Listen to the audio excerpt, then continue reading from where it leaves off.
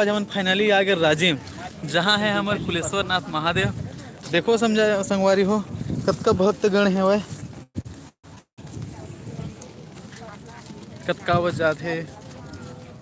और संगवारी हो मैं आप मतलब बताना चाहूँ, ये हरे लक्ष्मण झूल राजिम जेला बोलते त्रिवेणी संगम।